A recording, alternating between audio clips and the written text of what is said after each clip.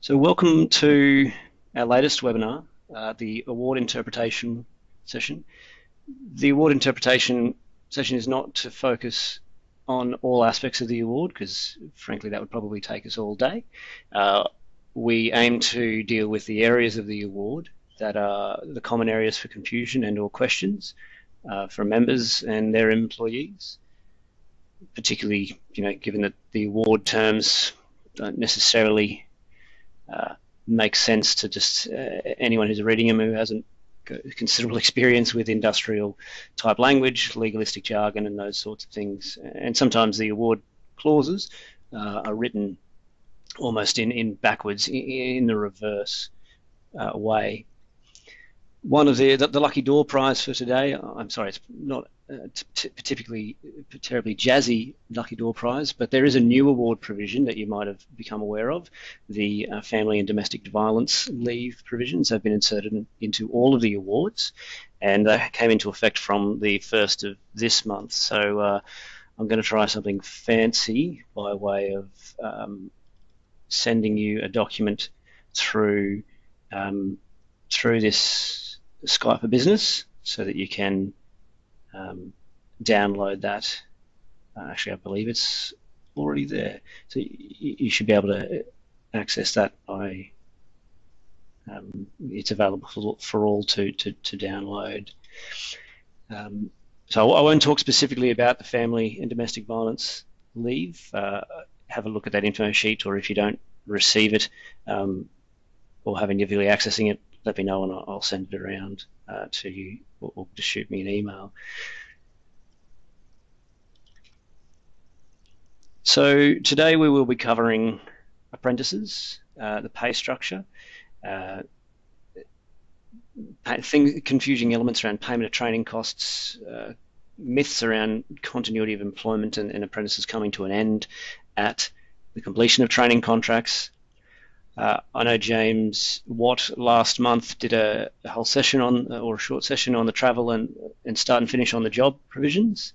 I just want to do a recap on that just in case you missed that, or perhaps you wanted to have some more questions. Shift work has been a popular one this week, I feel. So we'll certainly be talking about the difference between overtime and shift work. Under both provisions, there are requirements for breaks between shifts. So the different award clauses and how they apply there. Some tips on handling resignations, because what we find is that there can be disputes around notice, particularly where an employer wants to withhold notice and utilise clause 4.14, of the award. The inclement weather provisions, I'll have a quick chat about that. It's perhaps not a particularly confusing area, although I have had previously questions around whether or not employers could use the stand-down provisions of the legislation as opposed to, or what applies in these scenarios, as well as the directions to take leave where someone has excessive leave, or where we have slow on work and those sorts of situations. I just want to be clear that we will be talking about the electrical, electronic and communications contracting award only. If you have an enterprise agreement in place, it will be built around this electrical award, but you will need to check that award. This session may still be of some assistance to help you understand perhaps where those agreement clauses came from and how to interpret those appropriately. And I won't be specifically talking about other awards such as the clerical or manufacturing, or some members may be under the building on-site construction award. Only a couple of them. First one I think yesterday. So this is specifically about the electrical, electronic and communications contracting award. So let's start with the apprentices. There's as I hilariously joked there's a not new pay structure. The pay structure for apprentices came into effect, or the decision relating to apprentices was in 2013, and there was a phasing in provision from 2014 for apprentices commencing their time. So previously there were no national adult apprentice provisions. Now there are.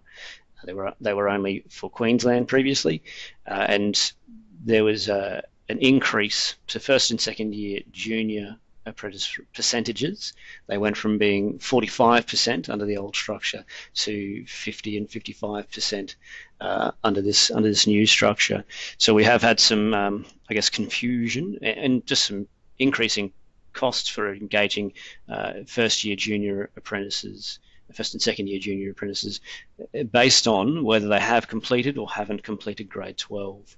So if you haven't engaged apprentices for some time, just the structure has changed.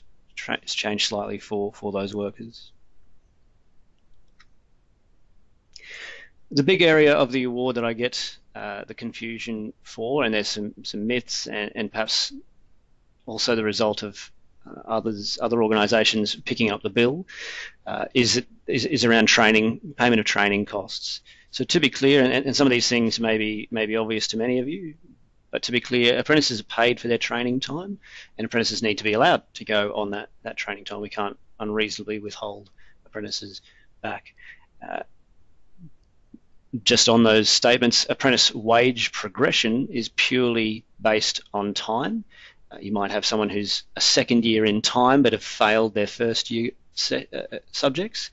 They don't get held back in wages. They have to move on in wages terms. If someone's failing to pass subjects, well, that represents a performance issue, and certainly performance management, including disciplinary action, up to perhaps including termination, could result if someone's a repeat offender. But unfortunately, we haven't got the capacity within the award to have that as a pecuniary, holding back of wages. We're not going to increase you to the second year until you pass first year. It's not something we can do. An employer is responsible for payment or reimbursement of training costs, and that includes those fees and costs associated with textbooks. Previously, in particular in Queensland and other states as well, there were organisations that were, as I say, picking up the bill for the electrical trade because it was a in-demand trade. It was a shortage, and they were funding apprentices to attend the training organisations, registered training organisations. So some employers became very surprised that all of a sudden, where's this award condition come from that I have to pay apprentices training costs, so their TAFE fees? It has been there since the award came into operation in January 2010. It's just that you may not have been aware of it because of that funding that was available. The other one is around the cost of textbooks. If there's a textbook or training aid that's required, then the employer is responsible for that. There is a bit of an out there, however. If you have a technical library and the material is available in your technical library, like a standard, for instance, or a textbook, then you can simply rely on that. You can provide that as to the apprentice for that time. If you have a number of apprentices, that might be worthwhile rather than everyone getting a copy. There's some wording within the award clause around the timing and the payments of that reimbursement. It's a little bit scaled and tiered there around 6 months from commencement at the relevant stage, or within 3 months of commencing the training, whichever is the later. That's typically, I understand that most employers are paying rather than reimbursing, but there's nothing preventing the employer from reimbursing the apprentice. The only time at which employers do get to have a little bit of a pecuniary, wages-based or money-based stick is if someone fails their subjects and there is a requirement to resit a whole subject or module or something along those lines, and there is a TAFE or a training cost associated with that. They have to pay the fees again.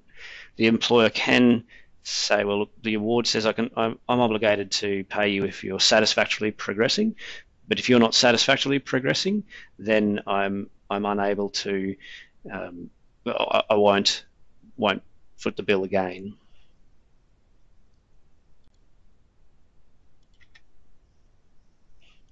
The award did insert in that 2013 decision some additional requirements that have been rarely called upon in my experience since they've been inserted into the award, around payment for excess travel for block release training. So if I'm in Emerald, and the closest training facility to me is on the coast, then there's payments, entitlements or obligations on the employer for those sorts of scenarios.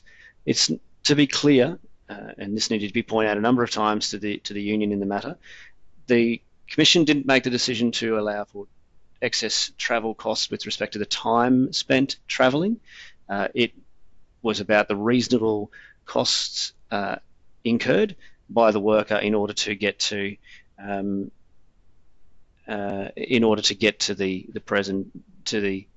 training provider.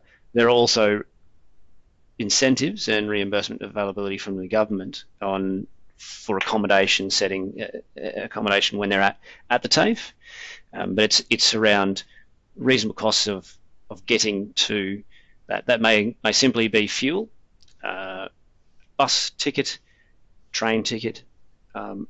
Rare that you would have someone have to travel so long as to require overnight accommodation, but if it did, in order to get to the training, then that would also be a reasonable cost that they could recover.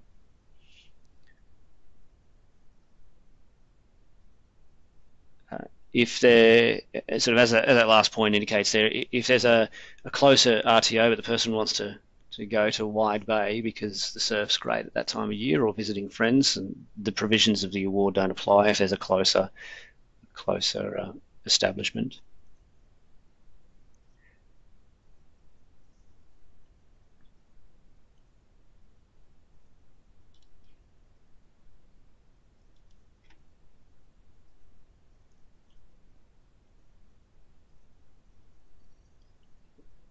So just while we're on the apprenticeships topic, this is probably the biggest area and myth, and probably a larger risk than for members, because a lot of decisions can hinge on these points.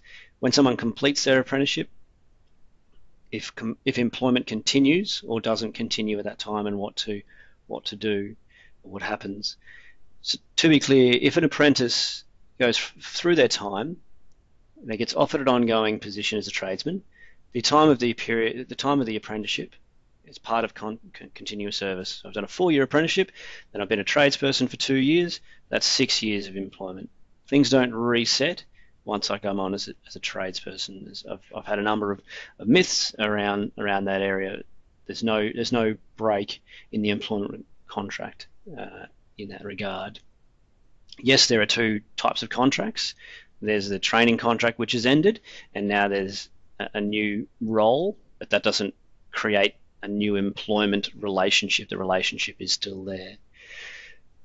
There is an availability when the apprenticeship does come to an end, that the employer can end the employment relationship along with the training arrangement, and have limited risks of things like unfair dismissal claims. There are protections.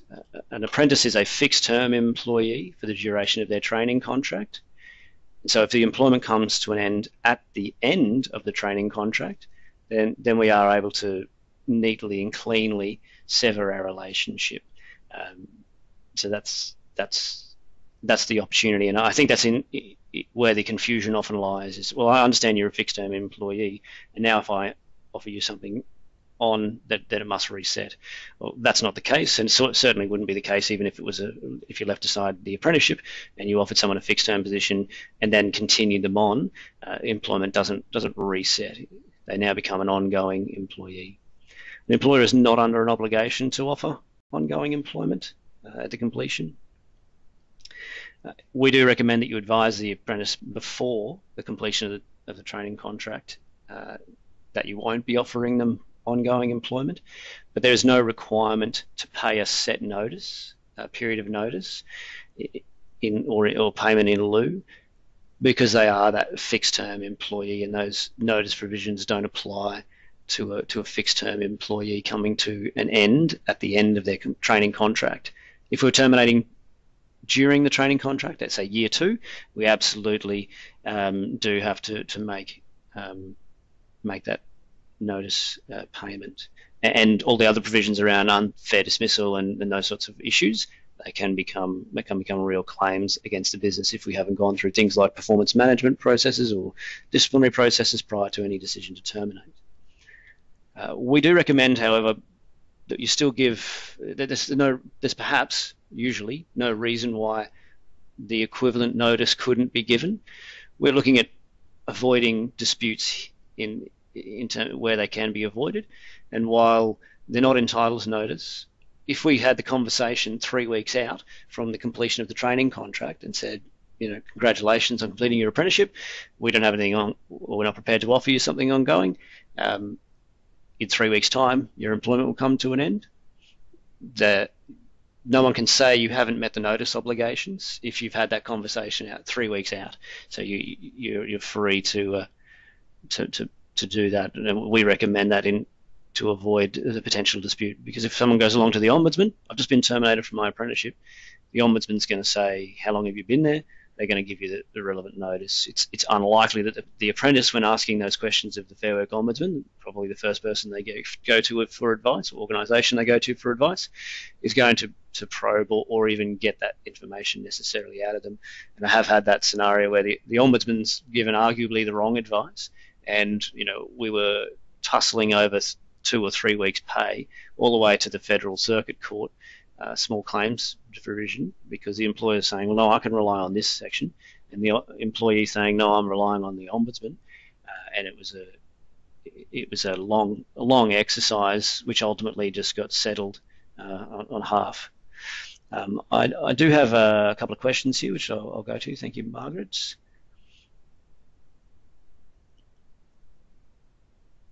The question here around apprentice wages is if the apprentice is paid above the award and then there's a wage increase, but their rate of pay is still more than the new award rate of pay, does the employer have to increase the wages? No, an employer is not obligated to pay, it's not obligated to increase where they're already above. So if the rate of pay was $20 an hour, the old rate of pay was $15, the new rate of pay is $16, the employer isn't obligated to increase the rate of pay by $1, the increase amount.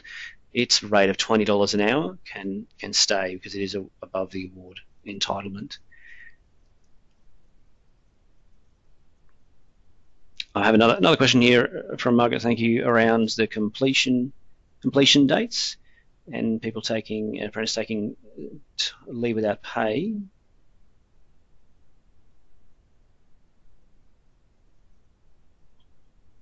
So in short, the question relates to if someone has taken periods of leave without pay in each period, second year, third year, fourth year, does that impact on their next increase? Not typically, no. So if someone took a week or 2 weeks off, leave without pay, or even annual leave or the like, it doesn't impact. The increase is based on the anniversary date. So if I was signed on as an apprentice today, the 22nd of August, I'm a first year, then the 22nd of August, or from the 23rd of August next year, 22nd of August next year, I will go to second year because that's my anniversary date. If there was a considerable period of time because someone, say, had an injury or an illness, was off work, we may need to be talking to the relevant state training authority about suspending training contracts and then recommencing them. And at that recommencement, the authority may look at extending that training contract end date. And if we have a new training contract end date, we then work backwards from that date to give us our anniversary date. So if it was now the 1st of January 2019 as our 2022, we would work back to the 1st of January each year. That would be the anniversary date for my wage increase as an apprentice. Good question. Good questions. Thank you. Thank you, Margaret.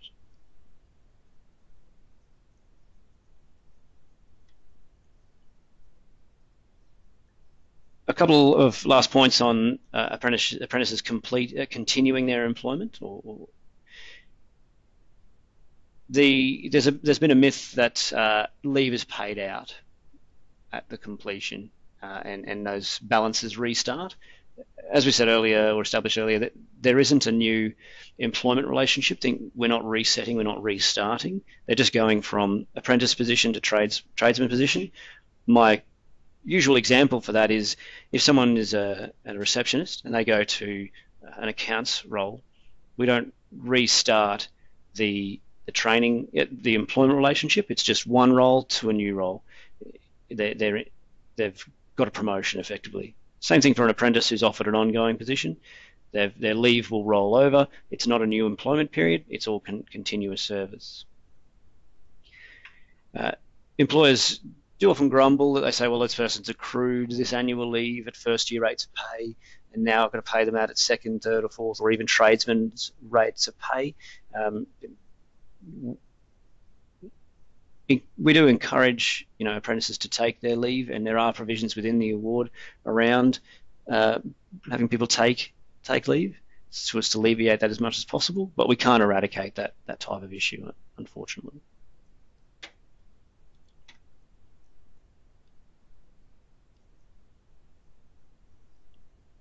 I've had a question just on that from Pam. Thank you. If someone is offered casual tradesperson position following their apprenticeship, then yes, you would be paying out annual leave at that time, because casuals are not entitled to annual leave, and it would be inappropriate and potentially ambiguous employment arrangements if you kept the annual leave for the worker. We do need to be careful we're not contriving that scenario. I finished 5 apprentices, and all 5 were on casual employment for 3 months, but doing full-time hours. And then after that 3 months, just an arbitrary amount of time, 3 months, I put them on as full-time employees. You may alleviate your issue around annual leave, although I do, as I say, we need to be careful where it's contrived. We also need to watch out for the fact that doesn't reset the continuity of service for the worker. Their casual employment period will count as service, and it doesn't reset. They'll still be, if they were terminated, they'd still be free to make an unfair dismissal type claim. So that's something to watch out for there. But casual is an option, particularly operationally, if that is appropriate. We'd like to offer you ongoing work. We don't have a full-time position, but we know we've got this project, or we've got a small amount of work available, 3 days or something. Then casual employment would be appropriate, and paying out of annual leave would be appropriate there.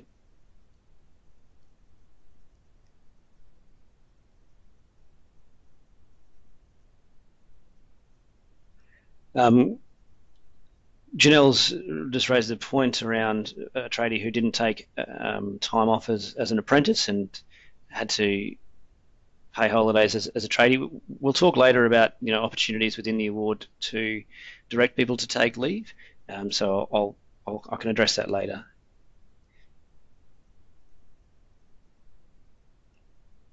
So I'll just, if we have more questions on apprentices, happy to take them now, or as you might be furiously typing or thinking or chatting to determine whether or not you've got a question. Happy to address them as they come to mind. But I'll just recap on some of those travel allowance provisions that James has already covered off in a previous webinar, but still one of the most common areas of the award we get questions around, so I thought I'd also still keep it in this presentation as well.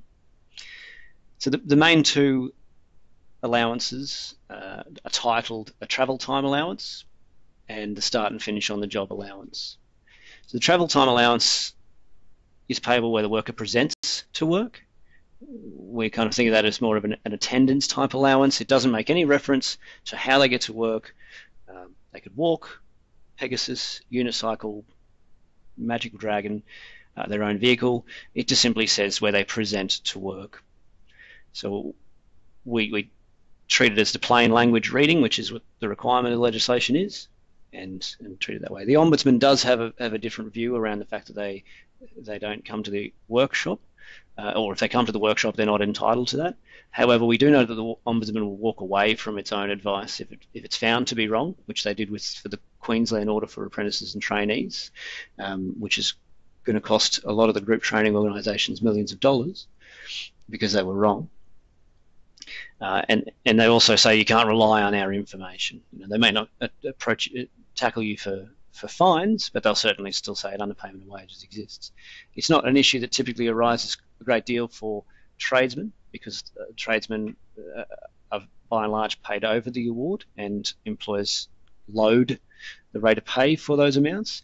And therefore there isn't an underpayment of wages at the very least. But for apprentices, it's usually quite an important provision, and it can add, $20 a week or so. It can add up over the course of an apprenticeship.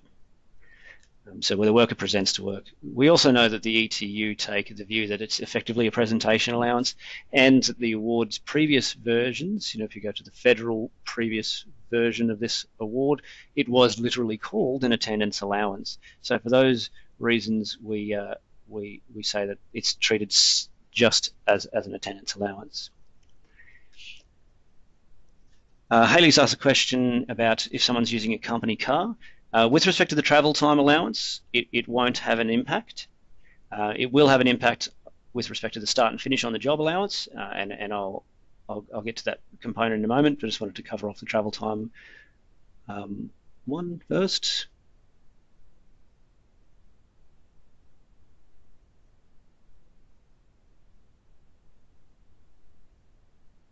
Good question there from Ambien around, does the travel time allowance apply when the apprentice is attending TAFE?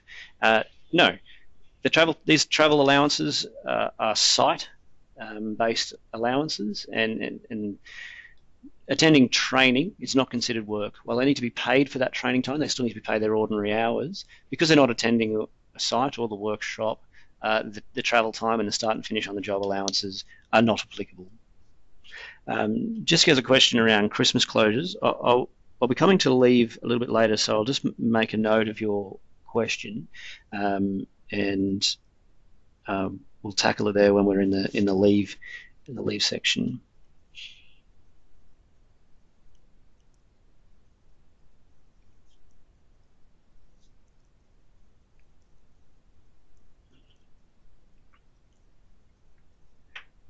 I have a question also around apprentice wages. Can they be loaded, as in paid higher, or should the allowances always be listed and paid? There's no reason why any worker can't have their relevant award provisions loaded into a higher rate of pay. That convenience for the employer comes at a cost. You're going to be compounding the things like overtime on those sorts of amounts. Whereas you wouldn't be compounding travel time allowance if it was separately paid. So you are going to compound the costs if you load it into the rate of pay. If you're happy to do that for convenience sake, that's fine. But as I say, it can't result in any loss to the apprentice or the worker. So it wouldn't result there. In terms of should the amounts be listed separately, if we're loading a rate of pay, we need to protect ourselves with respect to that by doing that in a contract of employment, or at least a letter of offer, where we say, I'm going to pay you $20 an hour. That $20 an hour is inclusive of the travel time allowance and the start and finish on the job allowance, where we provide a vehicle up to 50 kilometres. You could do something like that, and it's quite commonly done that way. That way you've got, it's clear that you've loaded the rate of pay and what you've loaded the rate of pay for. It's not good enough for us as employers to rely on the she'll be right, mate, I'm not underpaying against the award, so therefore I'm not going to have any issues. The Fair Work Ombudsman may not have much of a job to do, but the Federal Circuit Court or payment claims for breaches of contract can still occur, and there's a fairly prominent case, particularly that the ETU like to rely on, because they've shoved it under my nose plenty of times. It's called the ECOB principle, where a racetrack took that approach to one of their grounds crew, and this person said, well, yeah, you paid me over the award, but I did all this overtime, and then there's leave loading, and there's these allowances that wasn't adequately dealt with. The court said quite clearly there, you can load the rate of pay, but you need to be specific for what you're loading it for, and ordered $183,000 underpayment of wages for this person over the course of their employment, despite the fact that they hadn't been underpaid against the relevant award at the time. So it is something to watch out for. I've got a few questions here. Is there an ability to pay travel time as a lump sum for the worker, say twice a year for the benefit of the apprentice? That's a good one, a new one. If it's part of your employment contract and you're stipulating this is how you're going to meet your award requirements, and it does meet the award requirements, I think you'd be okay with that, provided that if someone left sort of mid-cycle, mid-year, that amount was adjusted, was reflected in that. Not to the effect of taking money away from the person, but with respect to if they left and they were owed, 3 months of the 6 months that was to be paid, yeah, that would be something that needed to occur. Yes, I can't immediately think of the advantages to an employer or an employee for doing it that way, but as long as you stipulated that that's how you were going to meet your award obligations, and you did, and it did, I couldn't see a great issue with that. I have a question here about the travel allowance with respect to when employees take a rostered day, as in a rostered day off. The travel time allowance is applicable where the worker is under an RDO system and they're taking an RDO. An RDO obviously is not annual leave or sick leave, so it's not payable on those occasions. It's not a public holiday. It is where they're under arrangements to do 152 hours over 19 days, and the 20th day is a paid day off. That is the RDO system. It also wouldn't be applicable under a toil system.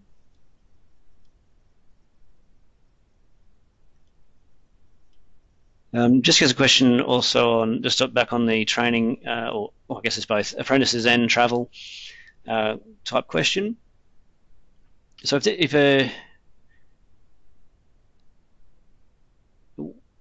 the provisions or the rulings around someone attending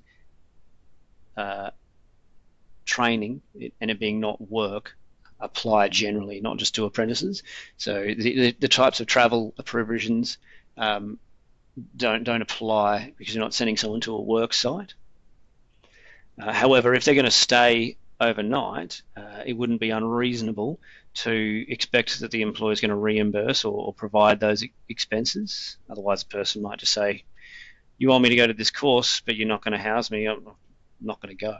And that would be reasonable for the person to do that.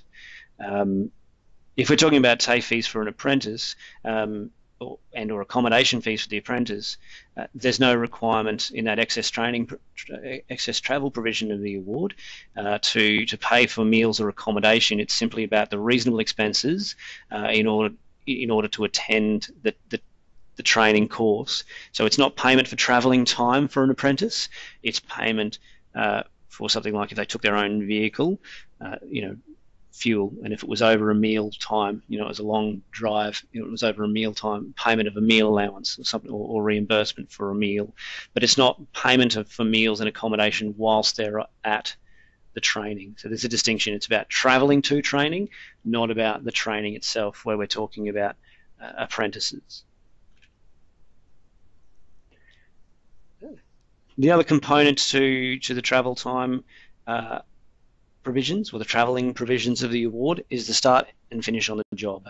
So that's, as the name suggests, where the worker is being directed to start and or finish their working day on site. And what we mean by that is, think of punching the old-timey clock, time card, into the machine, and then they start their work on site, come back at the end of the day, punch the clock again. It can be where they start on site, finish at the workshop, or start at the workshop, finish on site, that allowance can be applicable because it's the start and or finish on the job, not just both.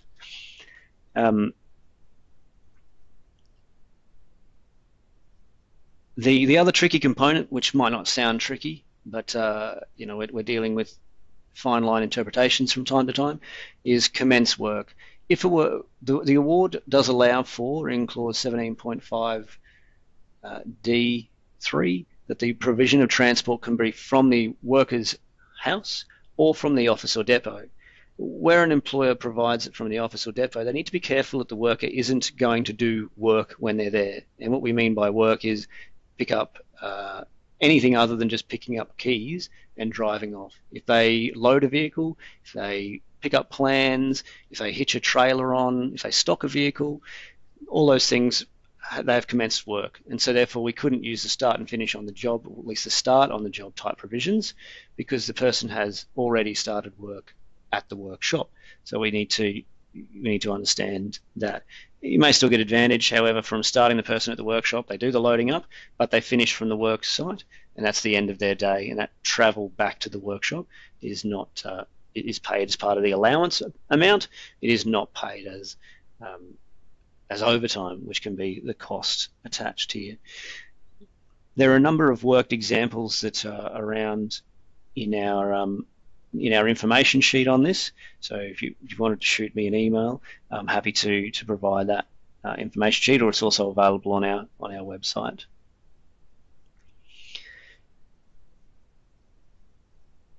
The start and finish on the job allowance has a number of moving parts to it, which I'll get to here.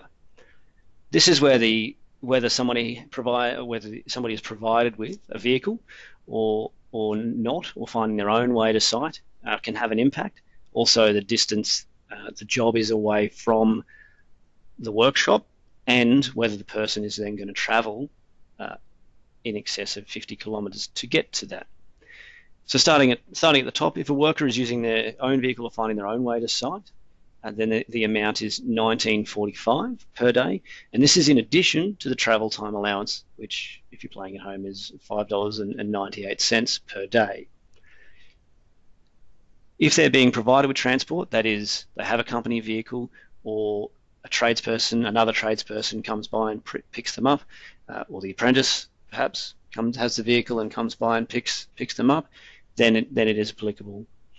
The award doesn't deal very well, or doesn't deal at all, I should say, with respect to alternate locations. We'll meet at a midpoint.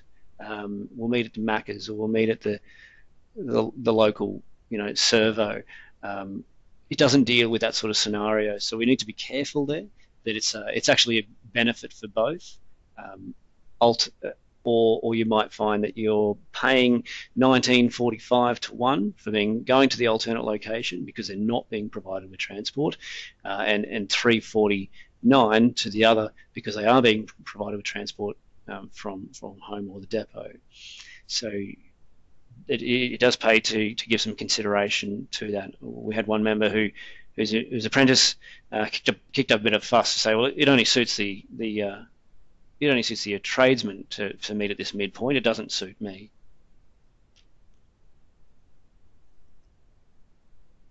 The next component is where there's excess travelling time.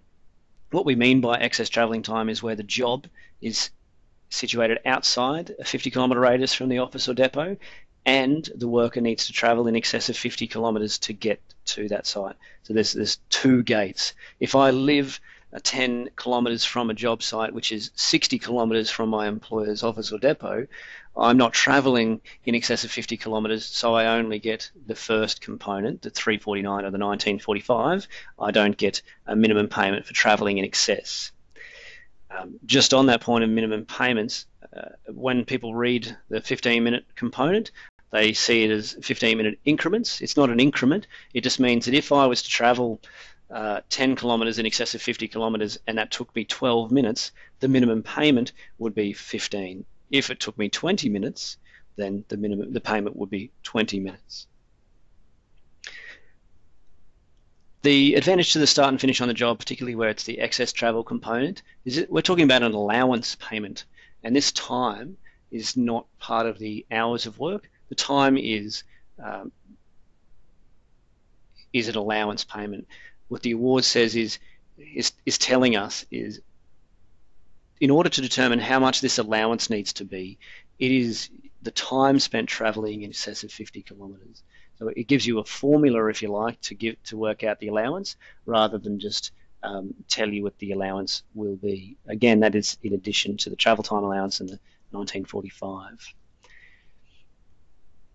We would suggest that you create a separate allowance type called excess travel if you do those sorts of scenarios, so that it can go in there as an allowance component, and it doesn't affect things like hours of work, overtime calculations, if your system is sophisticated enough or tries to be helpful enough to count those hours as part of time worked. It's an allowance payment. Unfortunately, the award isn't so nice as to say this is paid at the ordinary rate. We need to go and look at things like, industrial principles. Is this part of the hours of work clause? No, it's part of the allowances section. What does it say in that section? It also says in subparagraph G or H that the amounts are not subject to penalties or loadings, and relying on those sorts of provisions. We would love to see, although it's harder than it sounds, words inserted into the award that say this travelling time allowance is paid at the ordinary rate of pay, but we don't.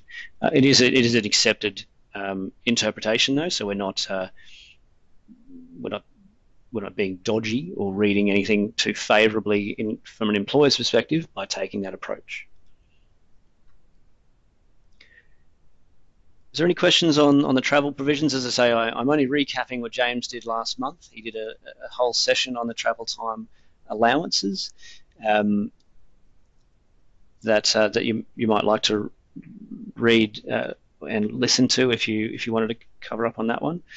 One point that I do realise I have neglected is that where someone is using their own vehicle and they're travelling in excess of 50 kilometres, the distance spent travelling in excess of 50 kilometres is payable at the rate of 78 cents per kilometre, the mileage amount. So there's even more components where someone's using their own vehicle. So if someone's using their own vehicle, travelling in excess of 50 kilometres, there's the travel time allowance per day, $5.98.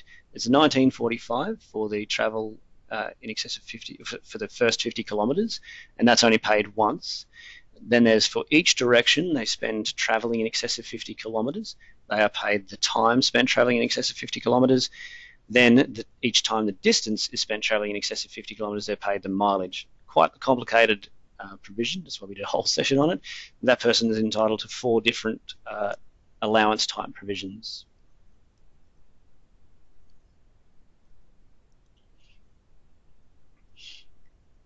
I have a question here around the calculation of the distance from the depot, not the employee's home. We do want to consider how far the worker is travelling before we look at whether or not that excess travel time is happening. If someone lives quite close to, within 5 to 10 kilometres of the office or depot, it's probably not a great deal of issue looking where the employee's home is in relation to the job. But if someone's substantially, a fair way out from where the office or depot is, and they then don't travel the distance, the in excess of 50 kilometre component, then it can become substantial because you're paying for things. I do have a lot of members in this area who tell me that they like to do things over and above here. They'll perhaps always pay 30 minutes at the beginning and the end of the day, regardless. Those sorts of things are fine. We just need to make sure we're at least meeting our award obligations first.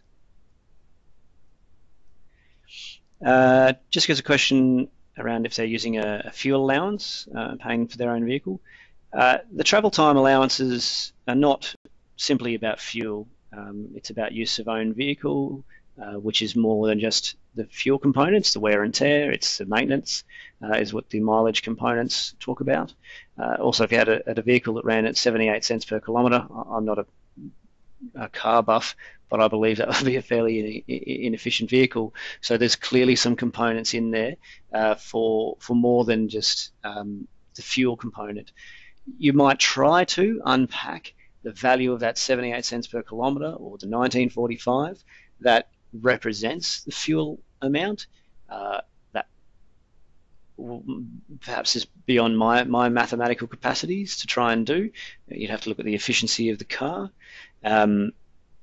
but and its usage. But it's not going to offset, certainly in its entirety, the obligations under the award with respect to the travel and the start and finish on the job type allowances.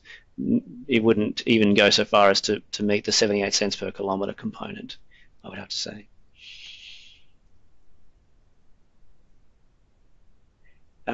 Also have the question, the 30-minute component. If the employer pays employees an extra 30 minutes to travel from home to site and back again, I would guess, does that cover from the award perspective? It may do. It may do in 90% of your or 95% of your arrangements. But you would have to do the maths. You would have to determine, okay, 30 minutes at a rate of pay, and we pay our employees $32 an hour or something like that. That represents this amount. The award says $5.98. They're using their own vehicle, so it's $19.45.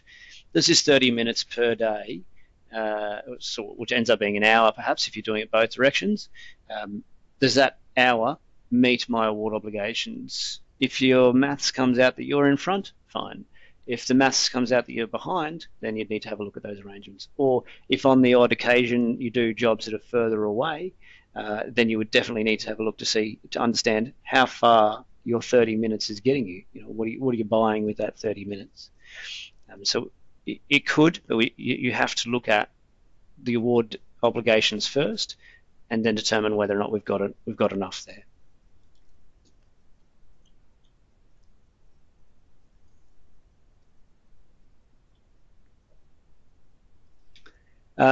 Question on the 50-kilometre component. It is radially, as it's a radius. The award simply says where the job site is located 50 kilometres, in excess of 50 kilometres, or outside 50 kilometres. So it doesn't look at the route to be taken. It simply looks at it as the crow flies.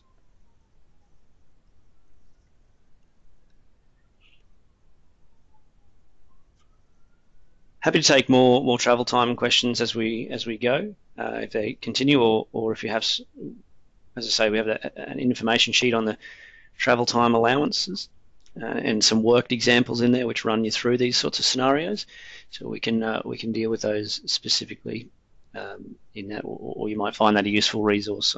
Certainly send that to a lot of our members these days. Moving on to overtime. Overtime is it can be a nasty beast to understand. There's often a confusion, I find, that members talk about the 38 hours, and that's their main view with respect to overtime. Overtime is payable in a number of circumstances. Yes, the overtime in excess, or the time worked in excess of 38 hours is important, but also whether or not the time is in excess of the normal day, the usual starting and usual ceasing times, and whether or not the work is outside the spread of hours, 6 a.m. to 6 p.m. Monday to Friday. So there's really three components we're looking at. If someone's first day of work, so to speak, for the week was Sunday, they hadn't worked any hours. Sunday is outside the spread of hours, so that's automatically double time. We can't call that ordinary time. We can't pay the normal rate and then give them the Friday off.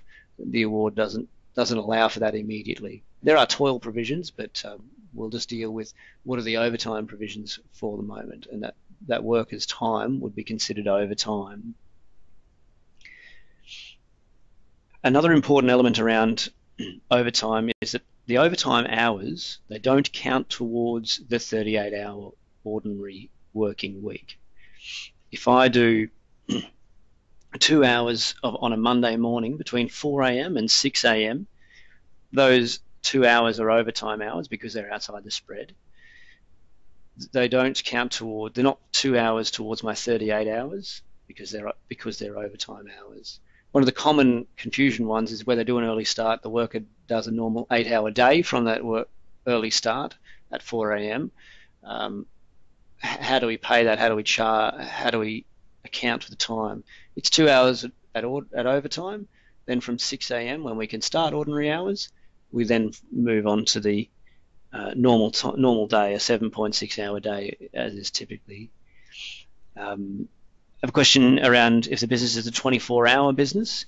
We will talk about shift work provisions, but there are two types of shift working provisions.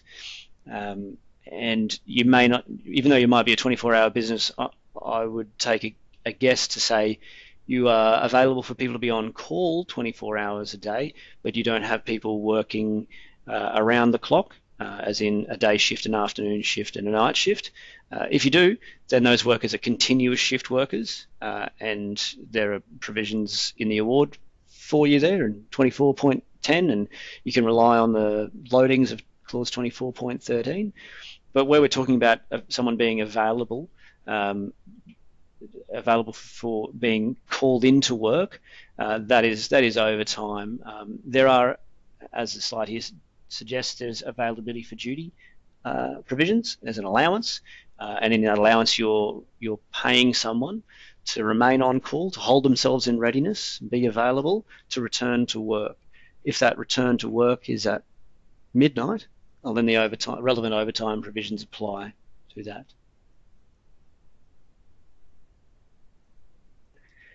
My next question actually relates to very nicely to the last point. If someone does a single piece of night work from 8 p.m. to 4 a.m. the next day, is that overtime? Yes. If it's just one single, a one-off, the client calls you, needs some help, we've got to do this work during a shutdown, has to happen from 8 p.m. onwards, or the earliest you can get in is 8 p.m., and that's the only piece of work that's being done at night, that is not shift work. That is simply overtime, and we need to ensure that the worker is getting paid or gets its 38-hour week in addition to that. I will get on to the breaks provisions shortly. Just a point on recalls versus a recall to work versus someone who's on an on-call roster being paid the allowance. There's a minimum engagement where someone is recalled to work of 4 hours, time and a half for the first 2 hours and double time thereafter if it's Monday to Saturday. Sunday is always double time. If they're on the availability for duty roster and receiving that allowance, one of the things you're buying in that allowance is a minimum engagement of 2 hours from the time leaving home to the time returning. Again, the same usual overtime provisions of time and a half the first 2 hours and double time thereafter will apply, and double time for Sundays. Of course, public holidays, double time and a half, just to be complete. But there are some differences in the minimum engagement in those scenarios.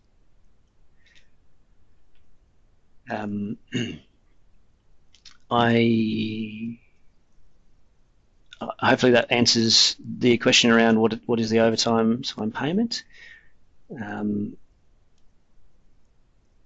I also have a question here around what happens if there's a short day and then a long day, but then it all balances out to 38 hours over the week. Is overtime applicable on the long day, or when they just balance it out? That is a common bugbear for employers, because clause 24.13, clause 24.3 of the award says we need to set the usual starting and usual ceasing times of the award of the worker. Where someone works in excess of that, it's overtime. We can't, while we can change ordinary hours of work, there's a process attached to that, a process of consultation. It needs to happen before. We can't just simply, on an ad hoc basis, go, well, today's a short day, tomorrow's a long day, or works out to be a long day, so therefore it's all this ordinary time. The worker on the short day, in this example, still needs to get their normal 7.6 hour day. Then on the long day, they still need to get a 7.6 hour day and then the overtime, unless we were able to look ahead to say, well, we know that Monday is going to be a short day, and we know that the Tuesday is going to be the long day.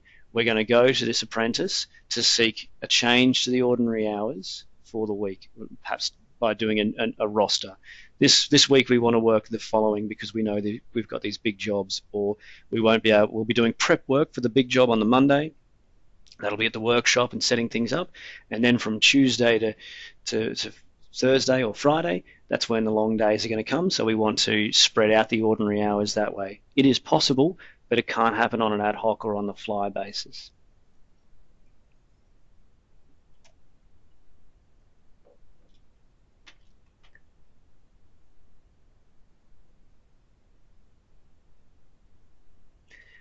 So if we have, Chandra has a question around the night shift. If it's on a sort of a 5-week project, where we've got a recognised pattern of work, we are able to use the shift work provisions. We don't typically get into the continuous shift work provisions. As I said earlier, they're the provisions where someone works, where the operation is 24 hours a day, 7 days a week.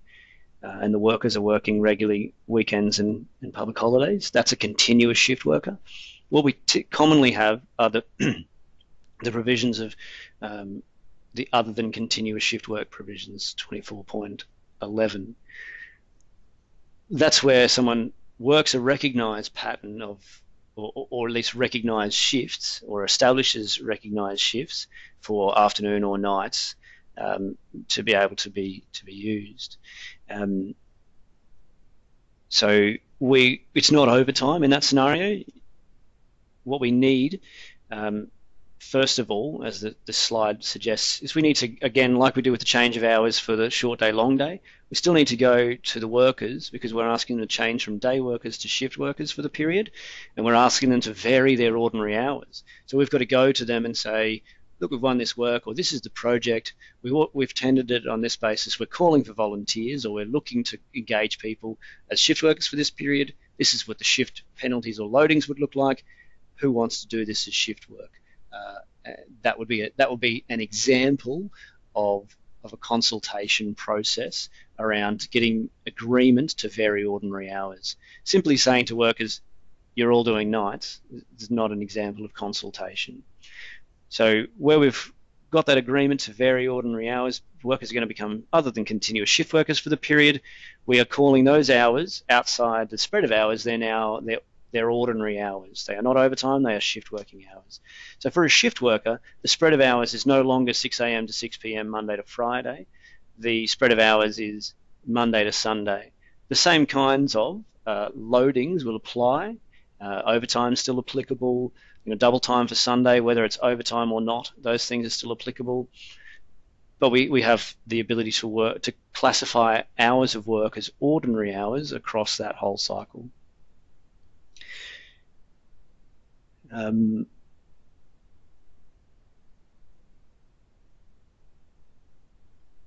I'll just continue on the shift work question just before I get to the travel one, just so we can keep ourselves on the one track.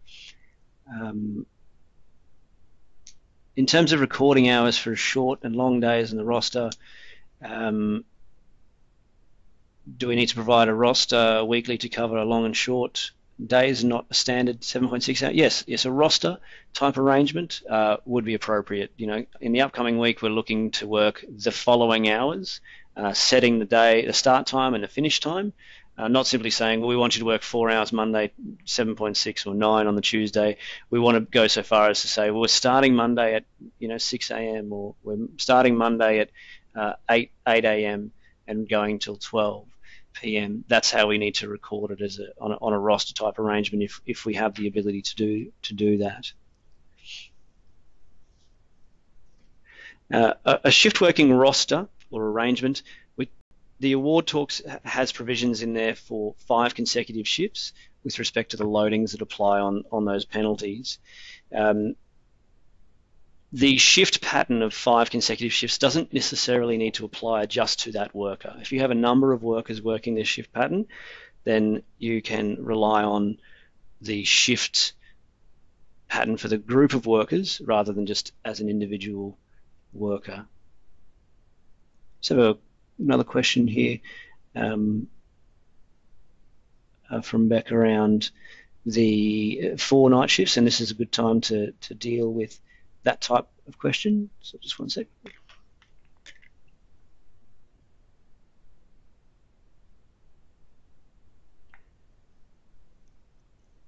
Where we have Monday, Tuesday, Wednesday, Thursday night, we are still able to classify that as a pattern of shifts. You know, pattern we would say needs to be, I guess, at least two to establish a pattern.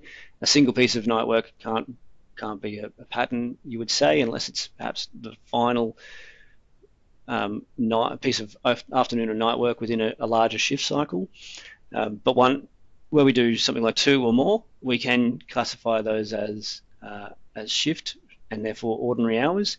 What the award states there is if you do fewer than 5 consecutive nights, the shift loading is an additional 50% for the first 2 hours and an additional 100% for the hours thereafter for each shift. So effectively the overtime penalty rates, but the hours are treated as ordinary hours and they count towards the 38 hours. What you'd likely have, unless you've arranged this shift to be 4 9.5-hour days, which is possible, or sorry, 4 9.5-hour shifts and night shifts, you would find you have a Friday where they are then rotating back onto day work. And where someone rotates back onto day work, they are entitled to payment for lost ordinary time during that rotation. So they're going to go back onto a 6 a.m. or 7 a.m. start, but they've just finished night work. They're paid their normal Friday or the normal day, even though they don't work it as a sort of a stand down, or people call it a lay day. Those sorts of things apply in that sort of scenario. Pam has a question around if they go over 7.6 in a day, it isn't overtime only if you go outside the hours of 6 a.m. to 6 p.m. No, that's not, I'm saying the opposite of that. I'm saying if someone's normal day is set as a 7.6-hour day, the time worked in excess of that is overtime, unless you have agreed to vary the ordinary hours of work prior to. It can't be during the day. Oh, it looks like today's going to be the long day. Let's do a 9-hour day today. That's not going to fly. But so what we're saying is, if you're working the day and it ends up being a long day and it's Monday, then the time and a half and double time will be applicable with respect to a 7.6-hour day. It's not just simply outside the spread of hours 6 a.m. to 6 p.m. So night shifts, shift work can be afternoon shifts, it can be daily shifts, it can be night shifts, but there need to be a range of them. And if you want to rely on for afternoon shifts that are 5 consecutive afternoon shifts, the loading is 15%.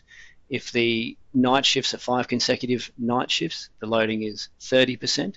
If there's a combination of afternoons and nights, as the award says, that allow the worker to have at least a third of their time off nights, which would be 3 afternoons and 2 nights in 1 week, then we can use 15% for both the afternoon and the night shifts. It's somewhat rare that I've experienced where members have that scenario. It's not common afternoon shifts are utilised. It tends to be night shifts almost exclusively. That's what they would typically work. Chris has a question of where does a 5-day requirement sit, which clause number in the award. The clause is 24.13 is the shift loading provisions, and from memory it's subparagraph B. That's not to say you can't have shifts that are fewer than 5 consecutive. It's simply saying if you want to rely on, or if the shifts are fewer than 5 consecutive, then the penalties, the loadings, are higher.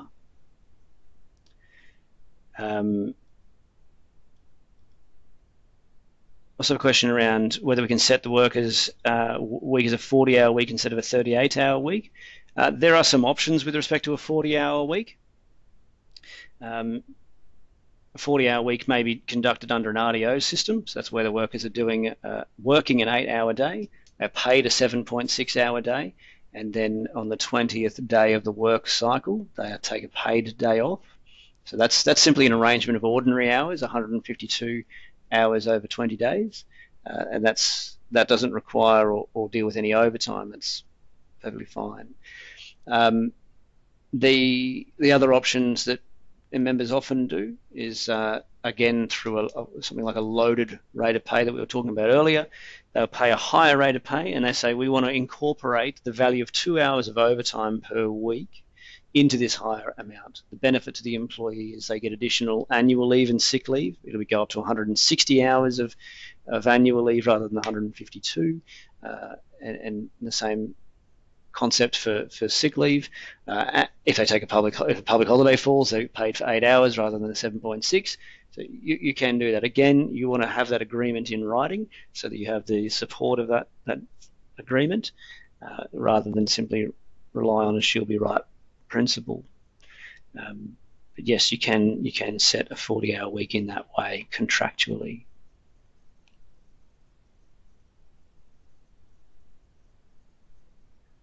A question with respect to mine sites have 3 night shifts max for fatigue purposes, and it being 12-hour shifts. The award does allow you to do 12-hour shifts. The requirement we talk about a 7.6-hour day. That's not the only way to skin the 38-hour cat, so to speak. We can cut it up as 4 8-hour days and a 6-hour day, 4 9.5-hour days. You might have 3 12-hour days, and obviously there's going to be some overtime attached to that. So it can still be, and that applies to, well, apprentices. There's a limitation with respect to shift work, but certainly we can rely on those other provisions of the award, or those hours of work provisions of the award to work up to a 12-hour day. So another question here.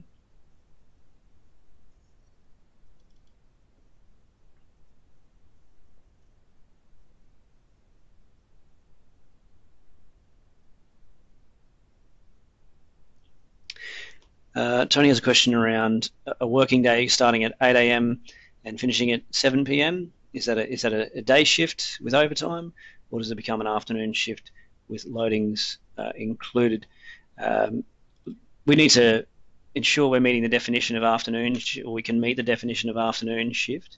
I'll just grab afternoon shift does refer to any shift finishing after 6 p.m. or and at or before midnight.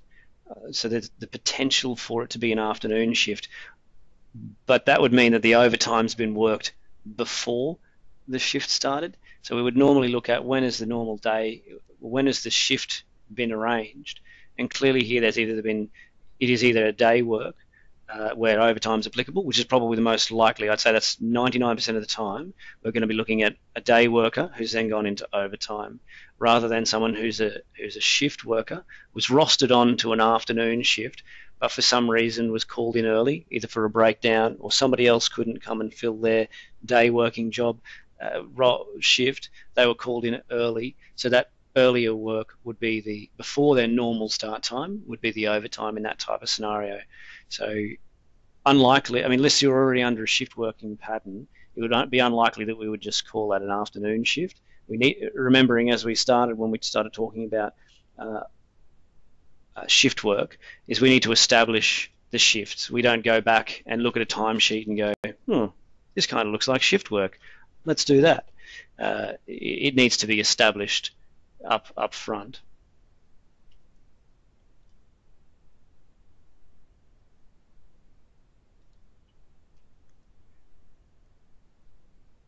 The next part about shifts, and we've sort of touched on it, I've touched on it a little bit, is around the breaks between shifts. This can apply to either someone working overtime, or where someone's gone from afternoons or nights over to day work. Let's deal with it on the basis of overtime for the moment, because that's probably the most common scenario that we would deal with. Just have a question from Leanne on a 38 or 40-hour week, where a worker works less than 36 hours. This is a good question. Do they still need to be paid for a 38 or the 40-hour week? If we let's leave aside the 40-hour week for the moment. If someone is a full-time worker, they're entitled to 38 hours of work or 38 hours of pay. If for whatever reason the employer only had 36 hours of work, they would still need to get paid the 38-hour week. If you've contracted someone to the 40 hours, we'll move to that scenario. If you've contracted someone to a 40-hour week, the same principle applies. You've now created a contractual obligation to payment or hours of work for 40. You need to meet that obligation, even if you, for instance, don't have that work. So the breaks between shifts, as I say, we'll deal with this mostly on an overtime basis. The principles apply similarly to shift working. It's just a slightly different section of the award, 24.16 as opposed to 27.4. The principles, as I say, are the same, except that overtime can be a little bit more tricky. So, a worker is entitled to a 10-hour break from the time ceasing ordinary hours to the time commencing ordinary hours the next day. So there's an example in there. The normal working day being 7 a.m. to 3:30 p.m. They were called to work 10 p.m. to 2 a.m. There's been no 10-hour break there before they then would start work again at 7 a.m. the next day. So the worker is entitled to 10 hours off from the 2 a.m. mark until the 10-hour break has been completed. They don't suffer a loss of pay for that. We can't adjust their usual starting time the following day in order to avoid the payment for that lost time or their normal time that they would have otherwise worked. It's then up to the business as to whether or not they want them to return from 12 p.m. to 3:30 p.m. Or they're just going to pay them out the remainder of the day. That's totally an operational issue, and I don't have a view about that. It's just about what works. They certainly are fully entitled to be required to return to work. Chris has a good question around a 38-hour week. 20 of those hours were worked as overtime. Does the 20 hours count towards the 38? That's the point I was making earlier. No, they don't. So as your question goes on, they would get the 38 hours plus the 20 hours of overtime. So if for some reason it was Saturday and Sunday, they did 20 hours of work, and you only had work on Monday, Tuesday, Wednesday for whatever reason, they would still need to get paid the balance of the ordinary hours for Thursday and Friday if they're a full-time worker. I mean, we're talking about full-time worker here, so they would need to get paid the balance of those hours.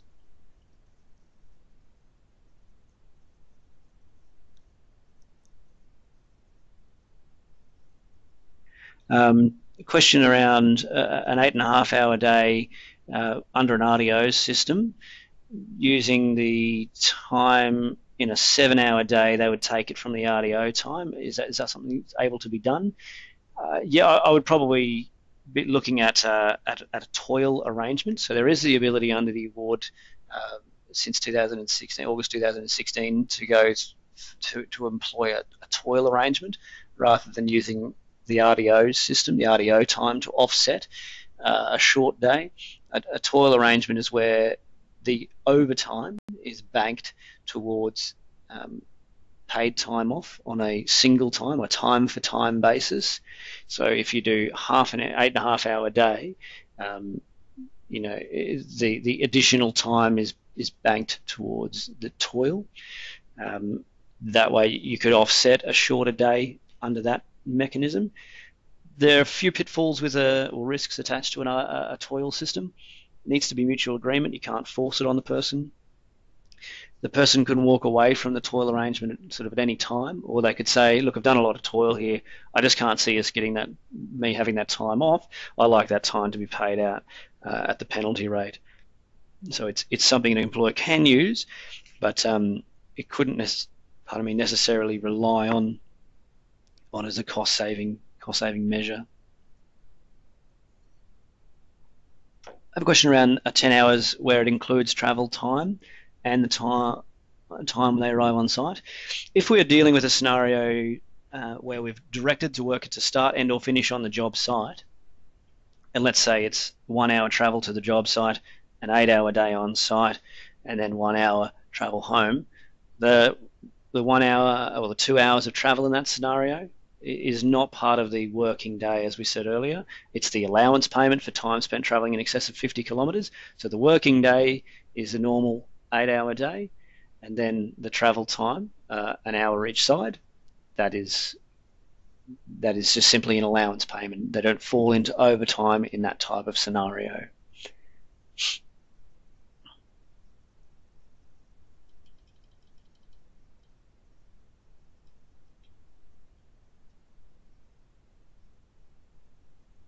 I have a question around where a worker attends a call out. The normal working day being 8 a.m. to 4:30 p.m. And they attend an after-hours call-out between 12 a.m. and 2 a.m. That's precisely the example, or effectively the example we're talking about here. The overtime, they'd be entitled to overtime between 12 a.m. and 2 a.m. Bearing in mind your minimum engagement. It may, if that's under the award, it will be, and they're receiving the allowance. That's from the time spent leaving home to the time spent returning. That would meet your minimum engagement obligations.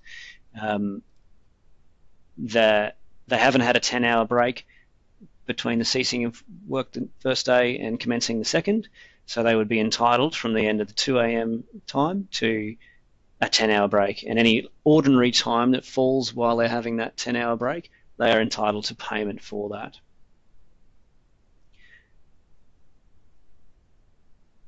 A similar question, I guess, there from Jason around the 10-hour break in a recall situation. The recall, the availability for duty provisions only are buying you a shorter engagement period, and they're buying you the worker holding themselves in readiness. They don't buy out any of these 10-hour break provisions. If they are directed to return to work early or without having a 10-hour break, then the continuation of overtime will apply. One scenario that can occur, though, is where someone attends a break, a call-out, and they have had a 10-hour break. So if we take that example and we rework it slightly, the call-out isn't until 1:30 a.m. And it continues until 3:30 a.m. The working day finished at 3:30 p.m.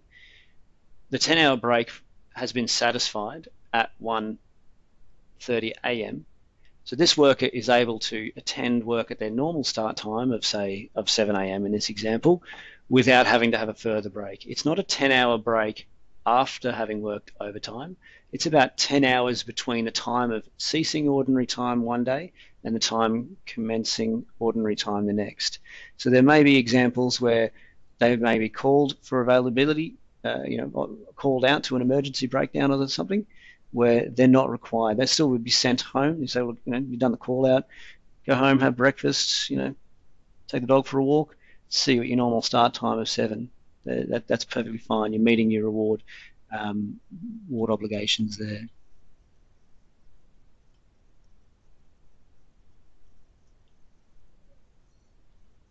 I have a question about what happens if there is available work, but someone chooses to leave work early.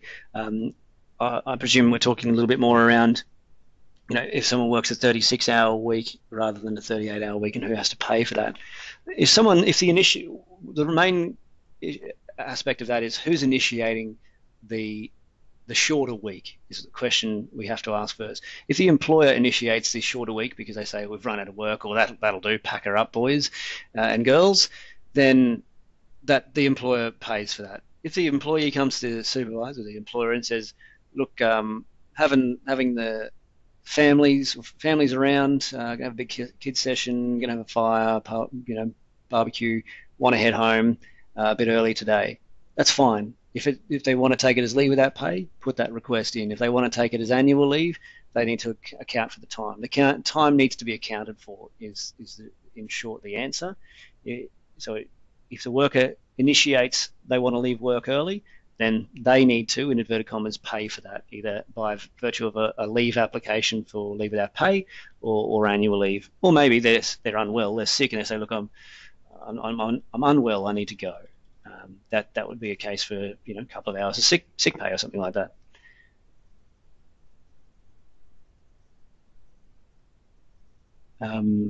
In terms of the RDO hours versus toil hours for shorter, longer hours, the problem if we use the RDO hours, it's not really an RDO system if we're using it in part. The times in which someone might get a part RDO accrual is where perhaps their own initiatives they don't work a full day or the additional time. An RDO structure is very rigid. It is 7.6 hours work paid, 8 hours worked, 0.4 of an hour each day is banked towards an RDO. And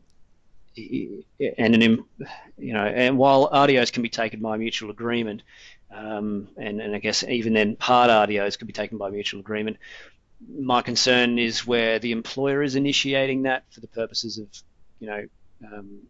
making up short days. I don't think it's necessarily inappropriate. I just think there could be some risks and some disputes coming out of that sort of scenario where the worker says, well, I never got to accrue my RDOs properly because the worker kept dipping into them, rather than perhaps some genuine and mutual agreement to say, well, we don't have the full work on the Friday, so let's take that as a part-day RDO and arrange it that way. If that's the arrangement, fine. But if we're just simply running with it a little bit fast and loose, then that's where we have, the ability for disputes to arise.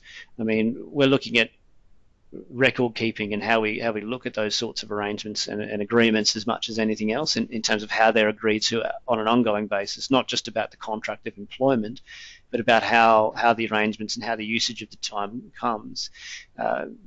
People might have seen, and it's a bit of a hot topic at the moment, Maurice Blackburn, who famously champion employee issues, have just been stung for a $920,000 underpayment of wages claim from their part-time clerical workers because they failed to apply good record keeping to this concept of changing ordinary hours of work that we're talking about in consultation. A part-time worker is entitled, and this is regardless of clerical or electrical awards, so it covers both.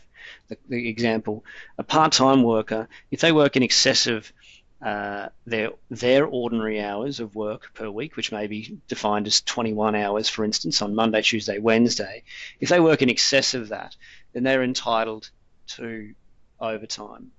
Again, an employer can seek agreement to vary those hours, can offer additional ordinary hours, but in the case of Maurice Blackburn, you'd have to argue that they said, hey, come and do an extra day on the Thursday, for example. We'd like your help. The person said, yep, great, would love some hours. Because they didn't adequately explain that it was a change to ordinary hours, that employer's now caught out. And this is where these issues around underpayment of wages are coming from, because they haven't got adequate records. So it's about the record keeping as we go and the agreements about how we deal with time. The onus of proof is on the employer to have those records, text messages, emails, leave forms. Those are the sorts of things that go on time of wages records to help you account for time. What we don't want to have is a time of wages reconciliation because someone's made a claim and they're looking at all these short weeks. We're looking at this 34-hour week and a 37-hour week with no explanation on the timesheet or any attachment to that timesheet that explains why there's a short week. Even from the employer's perspective, sent home early, job finished early, whatever the case may be, so that we can go back in those instances, because we know in that sort of scenario, that's the employer's cost to bear, and they should be paid 38 hours, and were they? Okay, yes, tick. Or employee requested leave without pay, there's the leave form, or there's the text message, or there's the email. It's attached to the time and wages record. That's the kind of thing we want to be seeing.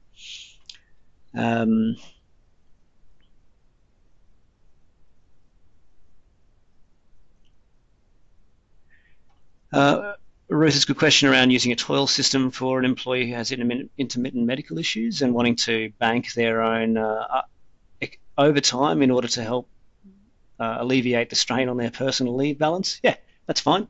You could certainly use a toil balance. I mean, it doesn't have to be for that medical issue scenario, but if someone wants to take additional time, whether it's to go for medical issues, whether it's go and find a picturesque spot to paint or photograph, or generally just lay around. A toil arrangement can be utilised for that. And the agreement, I guess the difference being for someone who's got medical issues is that there's less ability for an employer to agree to the person taking the time off because they need the time off. They're not fit for duty or they need to seek treatment. There's a slight difference in that, but there's no reason why a toil system couldn't be employed in that scenario.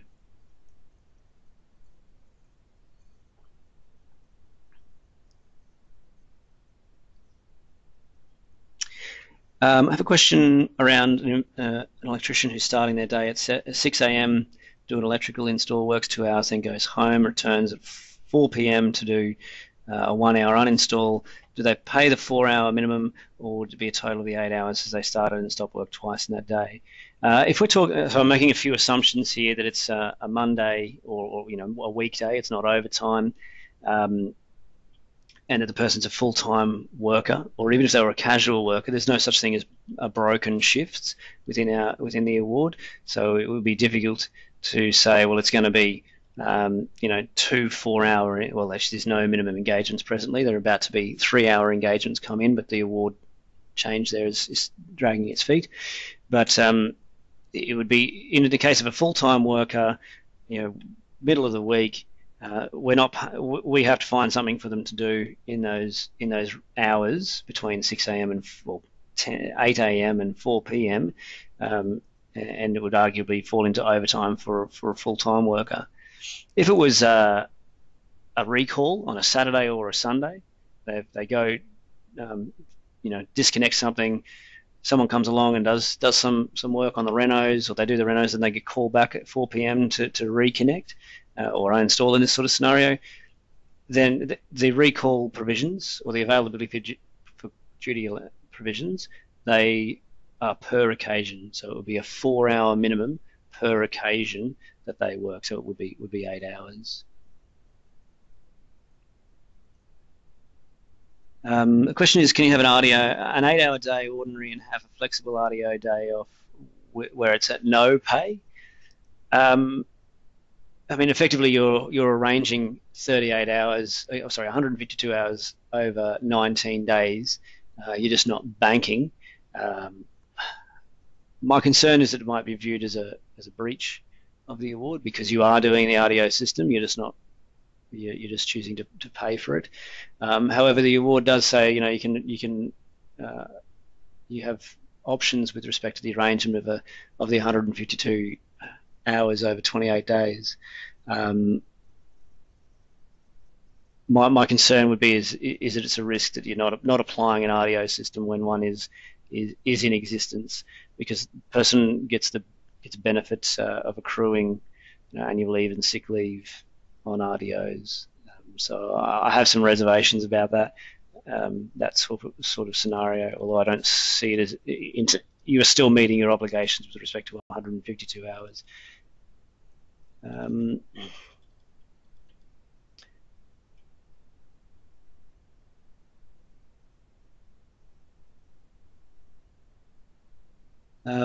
have a question around a full-time apprentice where the business is struggling to find the 38 hours, but they're still paying them the 38 hours. Are there other options? There are part-time training contracts. That does depend on the state in which you're in, though. I know Queensland has them, but I do know other states are more reluctant. Queensland, it was very difficult to get them for a time, but they've loosened those provisions now. In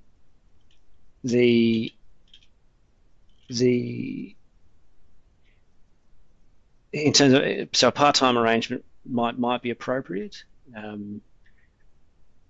But the other options might be seeing if there are other contractors around the place who might have a day's worth of work to help you take on that apprentice, and you utilise them in that business for training, assist them with their training. That's another option. Another question around, can we have an agreement with payment of only ordinary hours to be worked? With respect to, I take the question meaning that can someone work a 50-hour week at an ordinary rate of pay, a single rate of pay, if that's the meaning. I guess there's two ways to answer that. If we're paying at the award rate of pay, the answer is unequivocally no. We can't have a scenario where someone is getting paid, a first-year apprentice is getting paid $13.51 as the junior rate for someone who's completed grade 12, and they're doing a 45-hour week because there's Saturday work available. That person needs to get the Saturday penalty rates, even if they've agreed to it. It doesn't matter. If you want to create a scenario where the person is paid, excuse me, an amount. Let's just pick something quite high so we don't have to do too much maths in our head. $40 an hour as a first-year apprentice, and you want to pay that as a flat and loaded rate of pay, and that's the rate of pay you're going to use for all hours worked. You can do that. They wouldn't be ordinary hours. There would be ordinary hours and there would be overtime hours, but you're stipulating a higher rate of pay for those ordinary overtime hours. Again, we need that in a written contract so that we can confirm our intent to pay that higher rate of pay and what we're loading into that rate of pay. When we bring the number down to something a little bit more reasonable in terms of the loading, we need to stipulate what it is we're loading. If you want open slather, you're going to need to make it really high. If you're saying I want to load the rate of pay for the value of 2 hours of overtime, well, that's a very finite amount, and we can do that more easily in terms of our calculations, and we don't have to go to those obscene and silly numbers, but we do need to quantify in our written document and our contract what it is we're trying to load for. So we've just been getting through some questions, so we might move on to some handling of some resignation type scenarios. The question, follow-up to that, having a higher rate for ordinary hours, would the higher rate of pay apply to all hours, including overtime? The answer would be yes, provided that you've made your rate of pay high enough. We can't just say, here's your flat rate, it's $30 an hour, knowing full well or to know full well that the rate of pay under the award would be substantially more. We've got to be meeting our award obligations first and foremost. We comply with those. So handling of resignations, this is not really an award interpretation issue, more of a management issue where we want to then rely on the award. So it's somewhat reverse. We get into difficulties when someone leaves, particularly if it's small business invested something in a person and we feel like they're walking away from that investment, a bit emotional, and or if they're not giving us a great deal of notice, we might or think they're not going to give us a great deal of notice where, quite frankly, we might be pissed off about that. We need to stop a moment and get some cold hard facts. We want to confirm that the resignation's in writing. We don't like heat of the moment as employers. We don't like heat of the moment type resignations, because if people get cold feet or change their minds, they might try and twist that back onto us as the employer to say the employer initiated the decision. So where someone wants to resign in the heat of the moment, you'll be saying, I'm not taking any final decisions, or you might even use those words, I'm not taking a resignation from you in the heat of the moment because I want you to be sure this is a decision you want to make. Put your decision to go home or go away, put your decision to me in writing. I'll consider that. That gives you the ability to be able to say, hand on heart, this is a considered position from the employee, not at my initiative as the employer, because we don't want someone coming along saying, well, the employer said take it or leave it, or it's my way or the highway, or if I didn't like it, I could sod off. Those sorts of scenarios, they don't work well for an employer in terms of dealing with disputes, because disputes might come by virtue of the fact the person regrets it, says, gee, I don't think I initiated that. I'm going to make an unfair dismissal claim. And when we've got verbal exchanges for resignation, there's been a number of occasions where the employer, I've been helping a member, and they just didn't have it. They only had their version of events to go on. And unless you want to go to court and find yourself to be the credible witness you want to believe, you believe you are, it's a costly exercise to do that.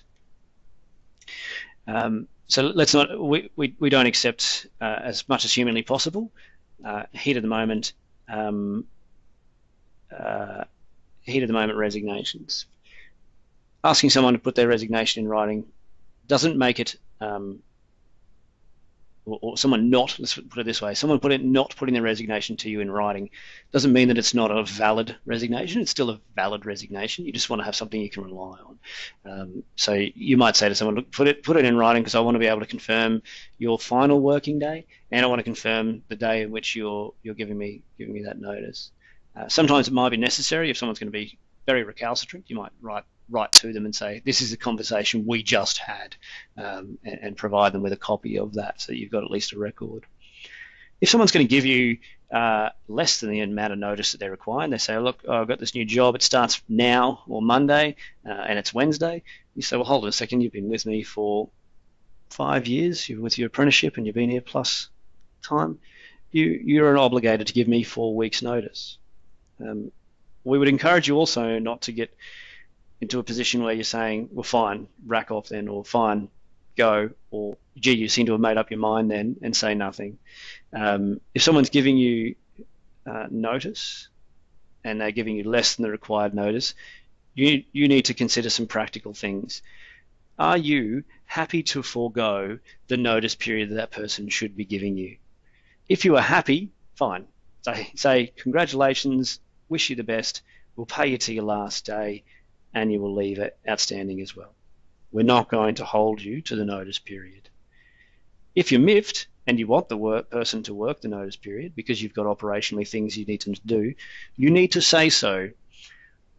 You need to give us let's go with the same scenario. You need to give us 4 weeks notice of your decision to leave. Your last day of employment cannot be until 4 weeks time, whatever that date is. This person then says, well, no, I'm going to go anyway because there's a far better opportunity. And you now want to exercise your rights under clause 14.2 of the award that says I can withhold monies. You need to go the next step. I require you to work the notice period. If you fail to work the notice period, I will withhold the balance of any money's owing. And I'd even go so far as to say in accordance with 14.2 of the award. Because again, I don't trust that the Ombudsman isn't just going to hear, my employer's withholding notice. Oh, they can't do that. That's not right. And then the employee is running with that information. The Ombudsman said it, so therefore it's a gold stamped guarantee, even though I didn't give them the fullest of information that I should have. So you want to lead them down the garden path. I'd even take them to clause 14.2 if I was emailing it to them because we were in an email exchange. The award requires that there's a final payment made on the day of termination. They are looking at changing some of that provision in terms of the timing in the award. Nothing set yet, but part of the award review is looking at that. But the electrical award requires that the final pay is to be made on the day of termination, not later, not next pay cycle. What happens if we do technical breach of the award? By the time someone comes around, makes a complaint or something like that, you probably have paid at the next cycle. But you don't want to get into territories where someone's trying to seek penalties or fines against the business for a breach of the award, and maybe they allege you've got some practice to withhold or something like that. So it's something to watch out for. The requirement is at present to make the payment on the final day of employment. So there's some practical tips on handling of resignations because, as I say, we've had a number of disputes over the years, particularly with the notice periods, who gets to pay what, and employers are typically a bit miffed where they have that. Question from Jessica is, what happens if the payroll administrator is away on the day of termination and there's no one else who knows how to do the payroll? The business, either needs to consider whether or not, how they're going to meet that.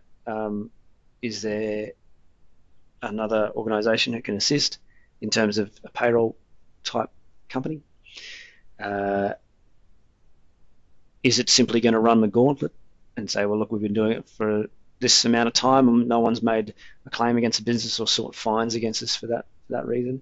That as a defence, if you were in court, probably wouldn't be sufficient. The employer would say, well, you've got an obligation under the award, you've got to make sure you discharge it. But I've never seen someone get fined or penalised for not paying a termination pay at the time it was required to be, or because they paid it late, I should say. I've never seen anyone be penalised because of that. It would usually be part of something else. So it's, we're talking about very, very rare issues, but certainly it's important to understand what the requirements of the award are, and the requirement of the award is that it's paid on the day of termination. So we'll move to inclement weather.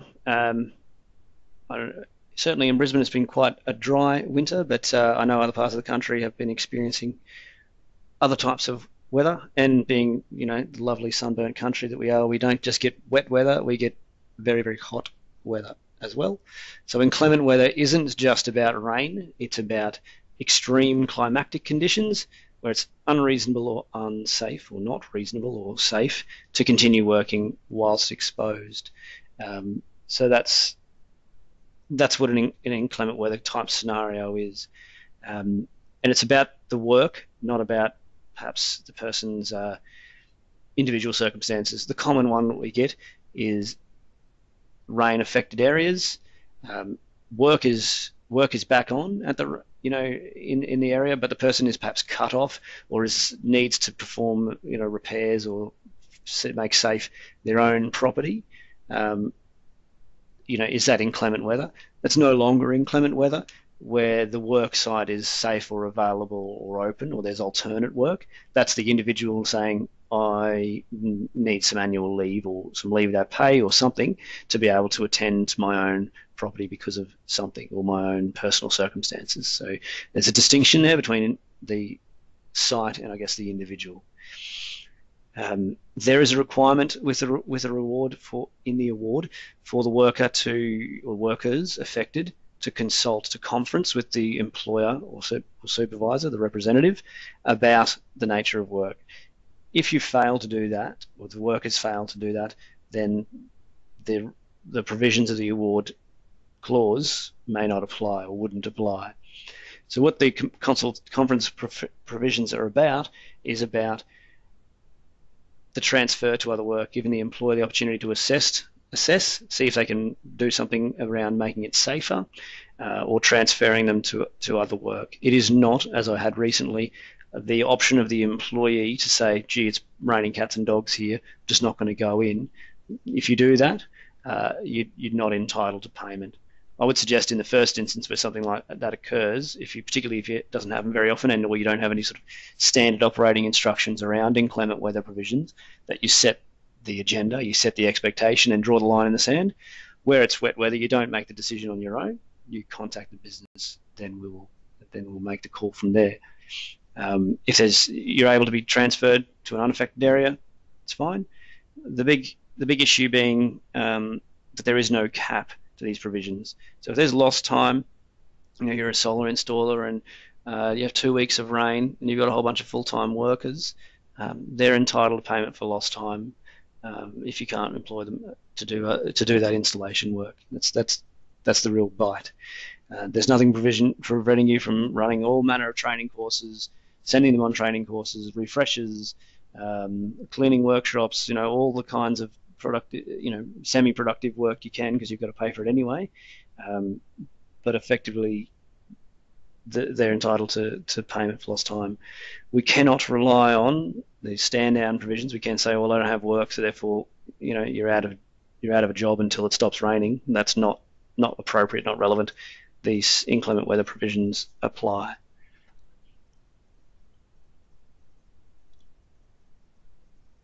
So I promised we'd get to some excessive leave provisions. and Jess had a question some time ago around where you have leave, a Christmas leave shutdown period. The worker doesn't want to take that leave. They want to take leave without pay, and the business had some concerns around that. I believe, if my memory serves correct, the business was concerned about the worker accruing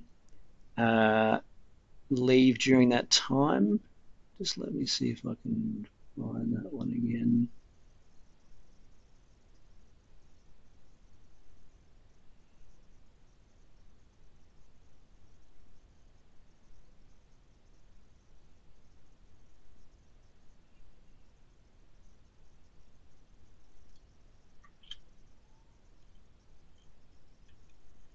I'm sorry, Jessica. You might have to send that one again to me. I just can't quite find where that was.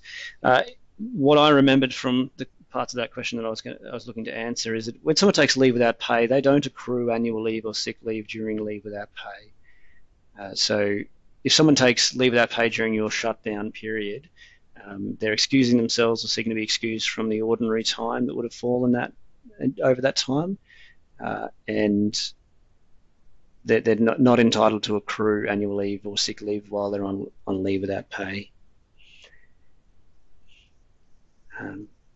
Thank you, Jessica. The business is also in its right to say to not approve leave without pay. There is no entitlement in the legislation specifically to something like leave without pay. There are occasions in which an employer may have no choice but to approve leave without pay and is effectively forced to approve it. Say if someone gets sick, exhausts their leave entitlement, and is unable to return to work, it'd be discriminatory and therefore unlawful of us to terminate them. But so therefore they're going to take leave without pay or remain off work on leave without pay. They're not without the employer having any choice about refusing that. But if this person wants to go on a holiday later, and the business is within their rights to say, well, we're not approving leave without pay, take the leave without pay later. Although it's perfectly appropriate to also allow the person to take leave without pay at that time.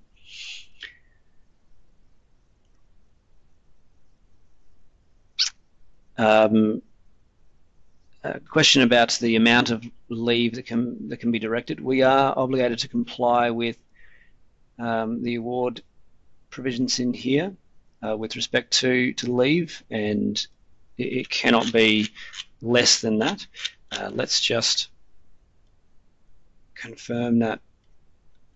Excuse me. Minimum period. Close down means a period of not less than 2 weeks. Our contracts of employment cannot override to the effect of being less generous than the award. So if we had it in a contract that it was less, it would not be enforceable and not be valid.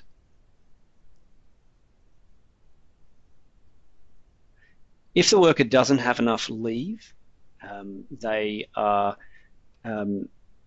entitled to payment. You can approve leave in advance, although again, no obligation to do so, and if you do approve leave in advance, it should be in writing. But there's no obligation. If someone doesn't have enough leave and you've met these requirements around the 2 months notice period with respect to the provisions, then the notice provisions, then you're fine. So I thought I had a slide here on the, it is there, sorry, on the 2 months written notice, minimum 2 weeks, maximum 4.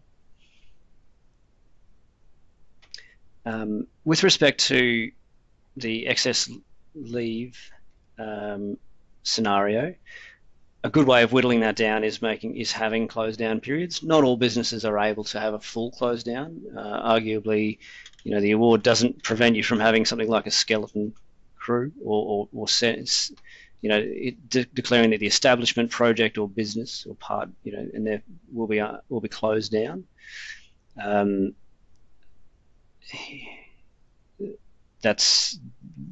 It'd be a very, very narrow reading of it to say you can only apply it if it's a complete and utter shutdown. So we say that that's not not a valid reading of it.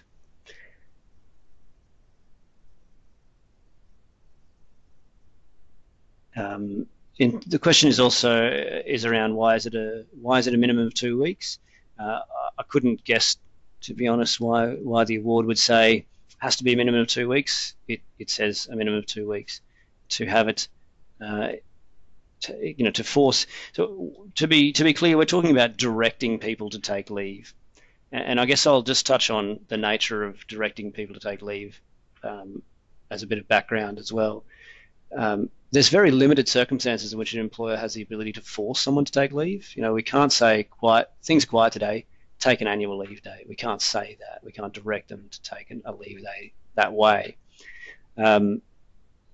If the business had a practice of closing down or taking leave over a period of time, like the 1 week around Christmas, you're not exercising a shutdown. You're not forcing people to take leave at that time. So you might say, we're not going to exercise the close down provisions of the award. We're just going to have a week off. And if everyone wants to take a week off, that's great. It's just that if people don't want to take a week off, they say, look, I don't want to take a week off at that time. You're not able to rely on these provisions, and you'd have to find them something to do during that time and pay them for their ordinary hours for doing that on the days of work between, say, Christmas and New Year, which might only be 2 or 3 days. I've worked for a few employer associations, and some of them were open, between those times. Again, a skeleton crew, but they were open between those other days. So it's it might be the case that someone finds himself doing busy work between those days, not terribly productive, but also not taking annual leave during that time.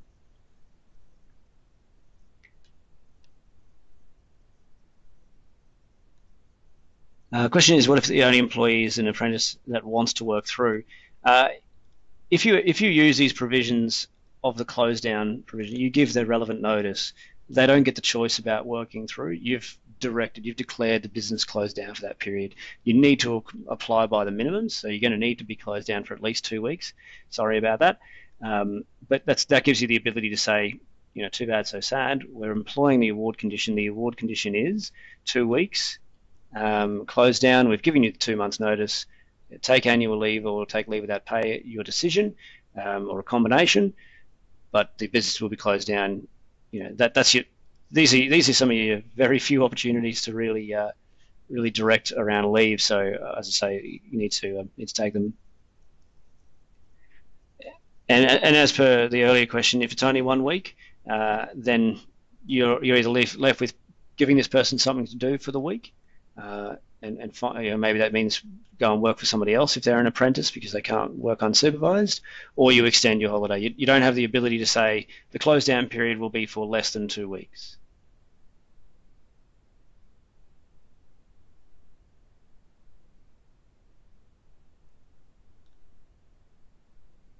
I have a question here, sort of about leave without pay and apprenticeships as well. About, can an apprentice choose to take leave without pay, and then over a few hours each week because the business doesn't have the hours, so that they can remain a full-time apprentice? Look, potentially, but we're dealing with two different things at the same time. We're dealing with a training contract, and we're dealing with an employment contract. From an employment contract perspective, there is nothing wrong with leave without pay. Where someone's taking it on a regular basis or weekly, you would say it's not genuinely leave without pay. This is a part-time arrangement, so call it one. So I'd probably encourage you to do it that way. But the training authority, if it's, you'd have to look at the amount of time actually affected. I'm afraid I don't have a very good answer for that, because it's about those training contracts and those training outcomes, and I really couldn't talk. I'm not an expert on training contracts. It may be possible, but the issues around when these things become contrived, and is this person still meeting their training contract obligations? The other provisions are with respect to excess leave when that's accrued. There's been some new provisions inserted into the award around this. Don't fundamentally change the ability for an employer to have someone take excess leave once they've accrued that 2 years worth. In the case of a full-time employee, 8 weeks. It does give you options with respect to giving workers written notice. It does add an extra step before that written notice, though, which is around consultation, meeting with the worker, explaining, you get this high leave balance, we want you to work it down or take some to get it down a little bit. What's some agreed time to do that? Trying to seek that agreement. If ultimately all of that falls in a heap, that's when the employer can then direct the worker to take the leave. In the case of all other times, the leave needs to be mutually agreed. We need to. That's typically where I get the scenarios from members. We're quiet on work for a couple of weeks, or we're waiting for things to crop up. Perfectly fine to talk to the workers about that as a part of a consultation process and say, we want some help to alleviate the pain on the business. We're asking people if they would take rolling periods or days of leave here and there. What we're asking is if, a crew at a time, or one apprentice, one tradesman, or sections of the workforce take leave and try to share the pain out that way between leave balances and the employer having to foot the bill. Because again, an employer doesn't have the ability to direct a worker to take leave. Obviously, if the situation gets dire, the employer might be in a situation where it says, look, if we don't get help here, the business will be under too much strain. We'll have to look at the structure of our workforce, which we think would be a short-term win, but longer term we would need these positions. So we don't want to have to make drastic changes to the workforce in short term because we can't share the pain out and a business can't run insolvent. So we want to make sure we're not just handing over money hand over fist without any of that being recoverable or billable. So that's an option. The same is said about directing someone to take unpaid leave. If you had a downturn in work situation where leave balances were exhausted, but you knew there's a big project coming, you may reach, as was the case with a few years back with some businesses, agreements to take leave without pay. Again, we want to make sure our records are good here. I did have a member who had an awkward underpayment of wages claim on the basis that workers were forced to take leave and leave without pay in quiet times without appropriate agreement. The agreement was there. It was in meetings, toolboxes and the like. What wasn't there was the records. Thankfully, this worker and the rest of the workers, it seemed, told this person that they were a bit of a turkey and they shouldn't be making that sort of claim because they were absolutely in agreement at the time and that they were being opportunistic.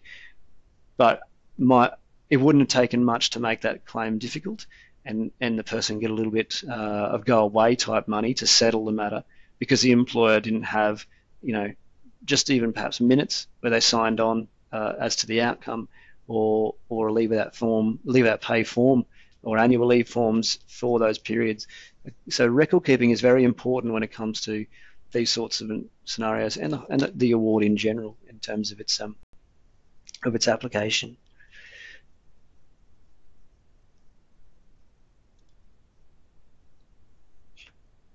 So we've gone through a lot of questions. It's helped us out along the way. I presume we don't have too many towards the end here.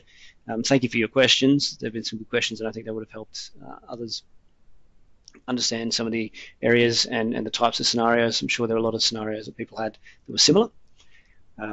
Thank you for your time. Probably one of our longer sessions. Usually we try to keep these to about an hour, and that's probably why I've seen some people had to dip out. But quite a lot of area, quite a lot of questions, which is great. Thanks for your involvement. As I say, we've recorded the session. It will be up and available hopefully in the next week. Our marketing team will be able to do that, and hopefully we'll be able to see you at future sessions. If you have any questions, hit us up at that email address at workplacerelations@masterelectricians.com.au, and we can go from there. The slides can also be available if you wanted to shoot me an email and grab a copy of those, or if you didn't have any success with my fancy attachment method earlier, I'm not quite sure I pulled that off, but let me know, and I can send you through that information on the family and domestic violence leave as well. Thanks very much. See you next time.